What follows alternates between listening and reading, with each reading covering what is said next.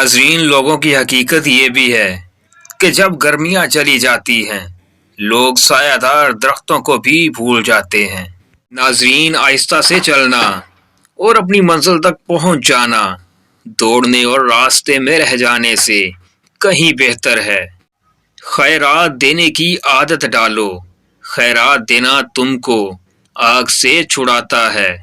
ایک مان ہی ہوتا ہے جو ہم کو کسی بہت اپنے پر ہوتا ہے، اگر وہ ہمارا مان توڑ دے تو پھر ہم ایسے ٹوٹتے ہیں دوبارہ جڑنا مشکل ہو جاتا ہے۔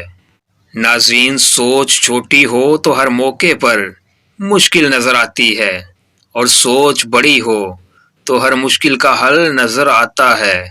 قدر کیجئے ان ہاتھوں کی جن ہاتھوں نے ہماری بنیاد مضبوط کرتے کرتے اپنے ہاتھوں میں لاٹھیاں اور تسبیح پکڑ لی۔ جو اللہ کے دیے ہوئے رزق کو کافی جانتا ہے اور شکر ادا کرتا ہے وہ زندگی میں کبھی محتاج نہیں ہوگا۔ لوٹ کر جو تمہارے پاس آئے اس کے لیے دروازے کھلے رکھو، یہی اللہ پاک کا بھی طریقہ ہے۔ کوئی بھی احساس جب اپنی گہرائی کی آخری حد کو چھو لے تو اس کے نتیجے میں ڈپریشن پیدا ہو جاتا ہے۔ انسان جاہل پیدا ہوتا ہے، بے وقوف نہیں، اسے تعلیم کے ذریعے بے وقوف بنایا جاتا ہے۔ ناظرین، دنیا بے وفا ہے اور انتہائی ناقابل اعتبار ہے۔ اس سے وہی فائدہ اٹھا سکتا ہے جو مخلوق خدا کو راحت اور آرام پہنچائے گا۔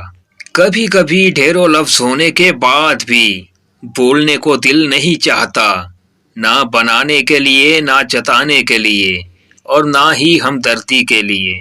جب تم خود کو اپنی منزل کی جانب لے جانے لگو تو راستے کی فکر مت کرنا، کیونکہ راستوں میں تمہیں پتھر بھی لگیں گے اور کانٹے بھی چبھ سکتے ہیں۔ وہ رب واحد ذات ہے جو دیتا بے انتہا ہے اور کبھی تانا بھی نہیں دیتا۔ ناظرین، گھر میں بلی آ جائے تو روٹی پر شہد لگا کر بلی کے آگے رکھ دینا، اگر وہ کھا لے تو تمہاری قسمت بدل جائے گی۔ ہم ایک ایسی دنیا میں رہتے ہیں جہاں اچھی بات کرنے کے لیے لوگوں کو مثال چاہیے، اور بری بات میں صرف ایک اشارہ کر دیں تو لوگ سمجھ جاتے ہیں۔